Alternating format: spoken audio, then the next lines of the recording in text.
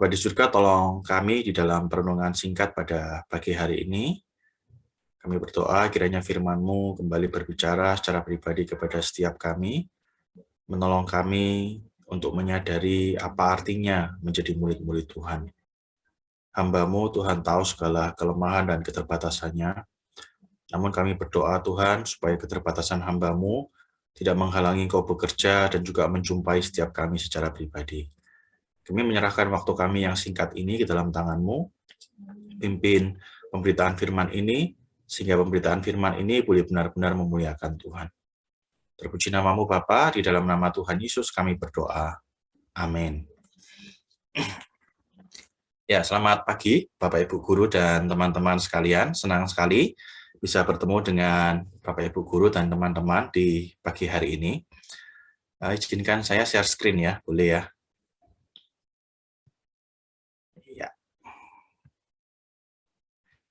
Ya, sesuai tema yang diberikan kepada saya, Bapak Ibu dan teman-teman, kita akan membahas soal bagaimana sih kita ini dikenal melalui kasih kita satu sama yang lain. Nah, perenungan kita terambil dari Yohanes pasal yang ke-13, ayat yang ke-31 sampai yang ke-35. Yohanes pasal yang ke-13, ayat 31 sampai 35. Saya akan bacakan untuk Bapak Ibu, saudara sekalian ya, teman-teman sekalian. Bapak Ibu Guru dan teman-teman bisa membaca di dalam hati dengan nada dasar C dan ketukannya 4/4 gitu ya. Jadi maksudnya bacanya dinikmati ya, jangan cepet-cepet ya. Saya bacakan ya.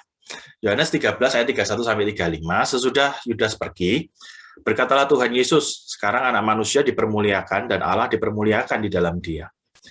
Jikalau Allah dipermuliakan di dalam Dia, Allah akan mempermuliakan Dia juga di dalam dirinya, dan akan mempermuliakan Dia dengan segera. Hai anak-anakku, hanya seketika saja lagi aku ada bersama kamu. Kamu akan mencari aku, dan seperti yang telah kukatakan kepada orang-orang Yahudi, ke tempat aku pergi tidak mungkin kamu datang. Demikian pula aku mengatakannya sekarang juga kepada kamu. Aku memberikan perintah baru kepada kamu, yaitu supaya kamu saling mengasihi. Sama seperti aku telah mengasihi kamu, demikian pula kamu harus saling mengasihi.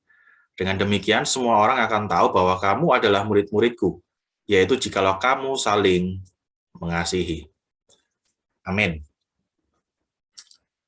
Nah, teman-teman sekalian, sekitar beberapa abad yang lalu ada seorang filsuf, namanya itu Immanuel Kant. Dia memperkenalkan dua buah istilah yang di kalangan filsafat cukup populer. Istilahnya itu yang pertama fenomena, yang kedua noumena. Nah, saya yakin kalian belum pernah dengar ya, minimal kan barusan karena saya barusan ngomong ya kan. Nah, fenomena dan noumena ini sebuah istilah filsafat cukup kompleks sebenarnya. Tapi secara populer, dua istilah ini bisa dipahami begini teman-teman. Noumena itu bicara soal sesuatu yang menjadi esensi dari sesuatu itu, inti dari sesuatu itu, yang menyebabkan sesuatu itu ada ya kan. Identitas mendasar dari sesuatu itu noumena. Sedangkan fenomena itu gejalanya, apa yang nampak di luar. Jadi yang nampak di luar, hal-hal yang kelihatan itu fenomenanya, hal-hal yang esensial yang mendasar dari hal yang nampak itu disebut sebagai noumena.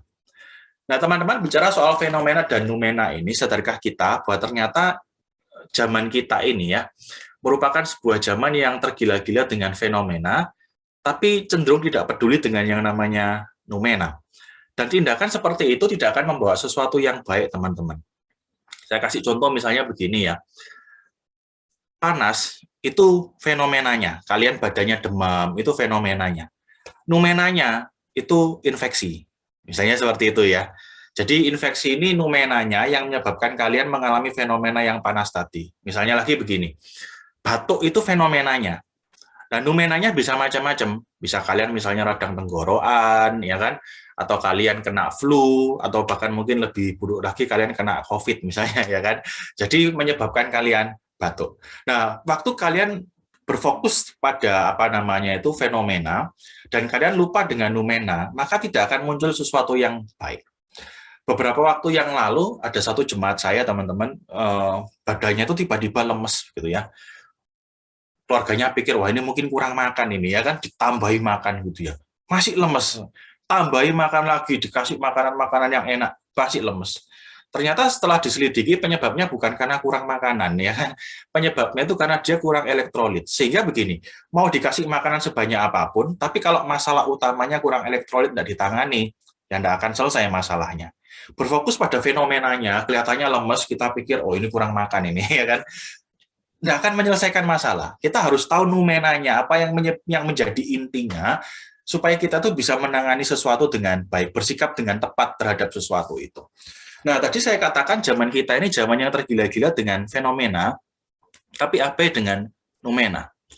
Zaman kita suka dengan hal-hal yang terlihat di luar, tapi lupa dengan esensi yang ada di dalam. Zaman kita itu lebih suka terlihat kaya daripada kerja keras untuk sungguh-sungguh jadi kaya. Benar nggak? Ya kan?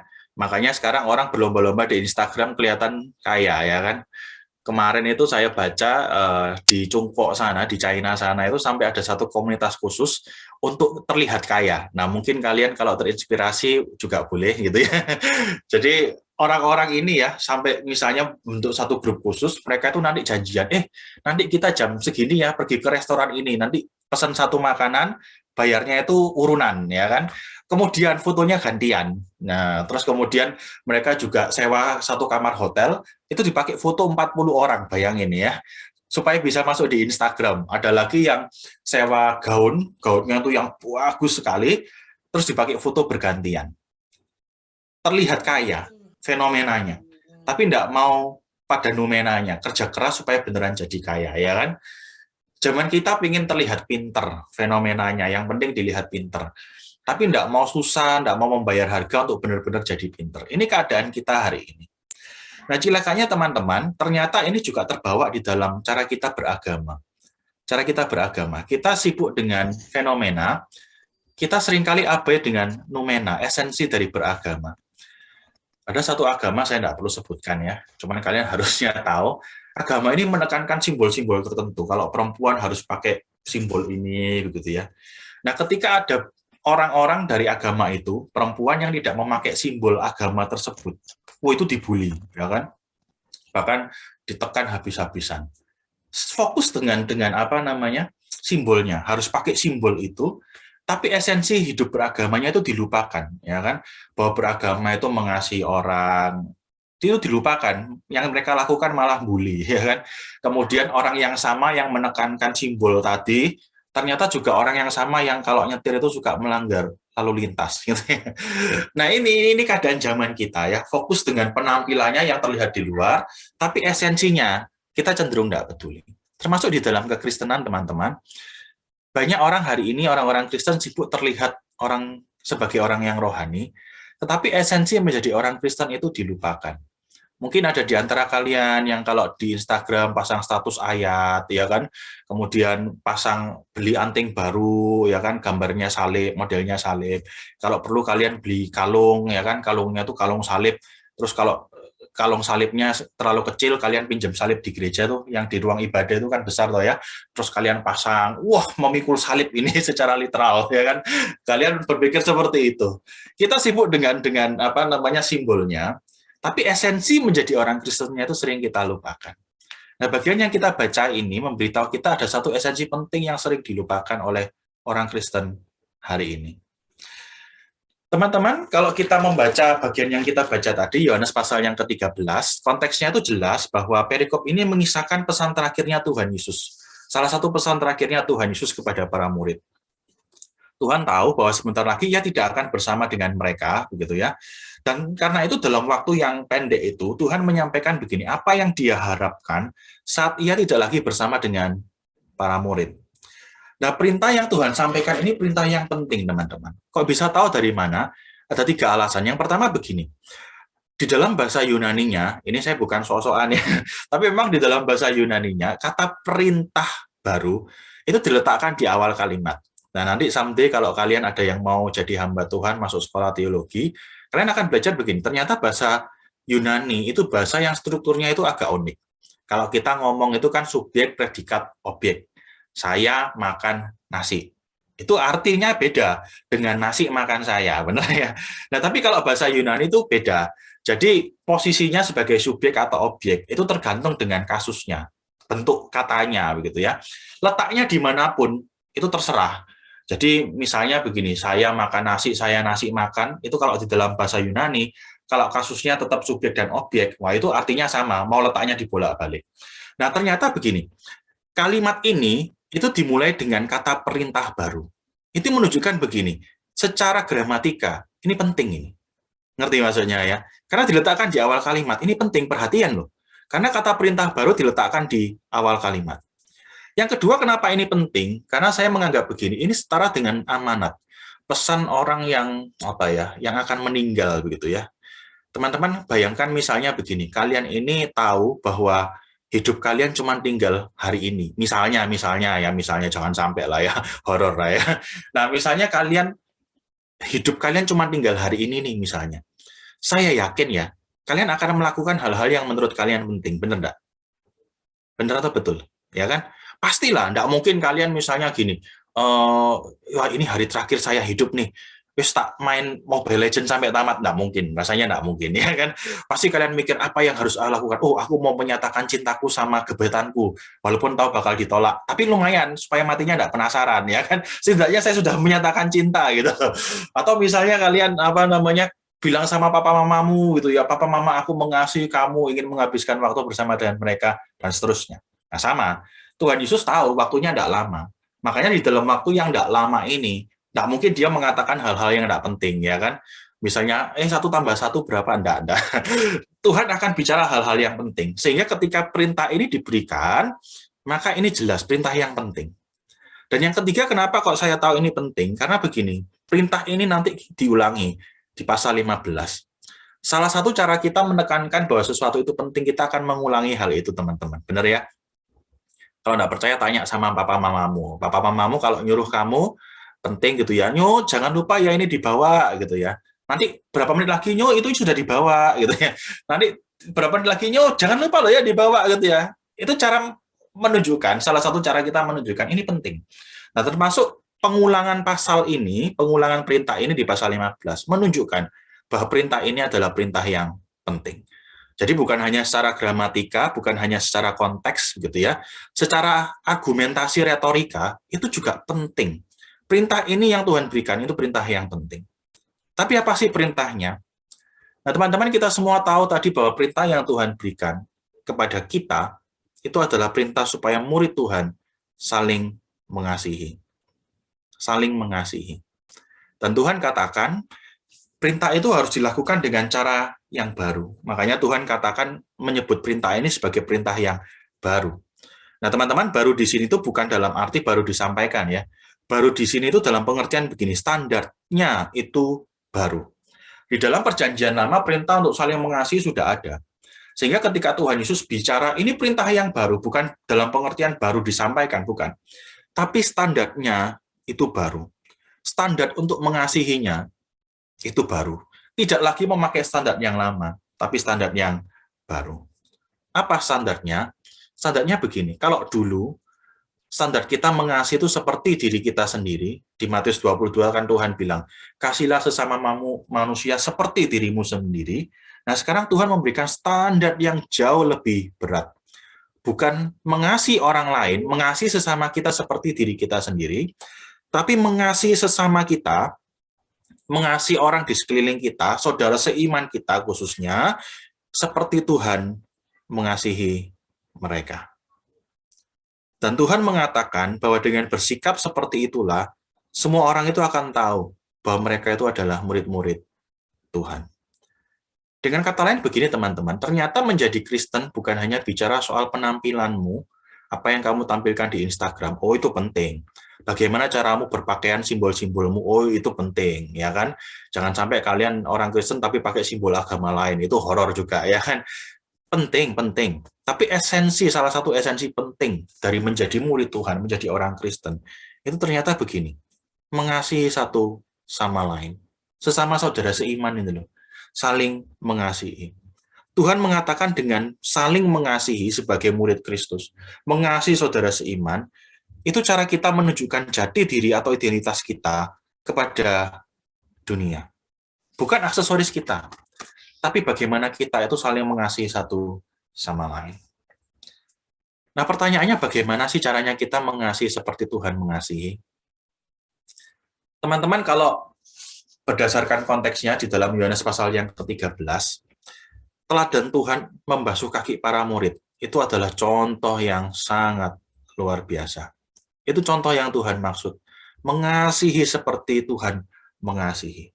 Teman-teman, di dalam budaya masa itu ya, di dalam budaya masa itu, mencuci kaki itu pekerjaannya budak. Nah, kalian bayangkan nih, ternyata nggak usah ngomong Tuhan ya, dia ini guru loh, tapi mencuci kaki para muridnya. Bayangin kayak kalian nih, kalian punya pembantu, tapi malah kalian yang menyediakan makan buat pembantu kalian, ya kan? Sediain makan buat pembantu kalian. Kalau dia capek, kalian yang pijeti pembantumu, ya kan? Rasanya itu kayak aneh, paradoks. Tapi ini yang Tuhan lakukan. Apa yang mau Tuhan ajarkan? Bukan sekedar kerendahan hati. Enggak, ini menurut saya bicara lebih dalam dari kerendahan hati. Ini bicara soal sebuah sikap yang selfless. Enggak lagi menjadikan dirinya itu sebagai pusat, tapi berpikir bagaimana kita ini begini loh, mau melakukan apapun untuk orang lain, supaya orang lain itu bisa mengalami kebaikan Allah. Yang Tuhan ajarkan bukan sekedar kerendahan hati loh, ini lebih dalam dari kerendahan hati. Ini sudah lagi selfless ini, sudah tidak melihat pada diri sendiri. Yang dipikirkan itu apa? Bagaimana orang lain itu bisa mengalami kebaikan Allah, menolong orang lain mengalami kebaikan Allah. Dan kasih seperti ini loh, teman-teman, yang Tuhan harapkan hadir di hidupmu dan hidup saya. Teman-teman, perintah ini penting juga buat Yohanes ya. Ada seorang bapak gereja namanya Hieronymus, Jerome, itu bahasa Inggrisnya. Di dalam sebuah tafsirannya dia mencatat begini, bahwa Yohanes ini, Rasul Yohanes, waktu dia usianya tua, dia tinggal di Efesus, tiap kali dia khotbah, dia ngajar, ngomongnya itu selalu sama. Anak-anakku, kamu harus saling mengasihi. Bayangin nih, misalnya kamu punya guru ya, misalnya Mr. Depi, tiap kali ngajar ngomongnya, anak-anak Tuhan Yesus baik. Nanti minggu depan ngajar, anak-anak Tuhan Yesus baik.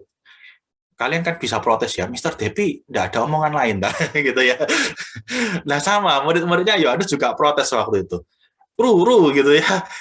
Kayak gak ada omongan lain. Nah, kenapa kok kamu itu tiap kali ngajar, tiap kali khotbah selalu ngomong anak-anakku, kamu harus saling mengasihi. Nah, ketika murid-muridnya tanya pada Yohanes, Yohanes menjawab begini, teman-teman. Karena itu perintah Tuhan. Dan jika itu saja yang kamu lakukan, itu sudah cukup. Teman-teman, Tuhan tahu bahwa mengasihi sesama saudara seiman itu tidak gampang. Guru-guru saya tahu kadang-kadang guru-guru yang lain itu mencekno dalam tanda kutip ya. Tapi Tuhan mau saling mengasihi. Teman-teman saya tahu mungkin temanmu yang lain, saudara seimanmu, tidak selalu menyenangkan. Tapi Tuhan mau kamu saling mengasihi. Yang Tuhan mau, kamu berpikir begini, ya walaupun mereka tidak selalu menyenangkan hatimu ya, tapi coba pikirkan bagaimana caranya kamu bisa menghadirkan kebaikan Allah buat mereka. Bagaimana orang itu bisa mengalami kebaikan Allah lewat hidupmu. Teman-teman, sejujurnya banyak yang terjadi hari ini justru berbeda ya dari apa yang Tuhan harapkan. Ini sangat menyedihkan. Orang-orang Kristen yang berbeda teologi, ya kan, sibuk berdebat, saling menjelek-jelekkan di sosial media. Yang membela kebenaran benar enggak? Benar. Tapi kalau menyerang saudara seiman itu bukan hal yang Tuhan inginkan gitu loh. Sungguhan. Apologetika itu senjata untuk bicara kepada orang luar, bukan senjata untuk menyerang sesama orang Kristen gitu ya.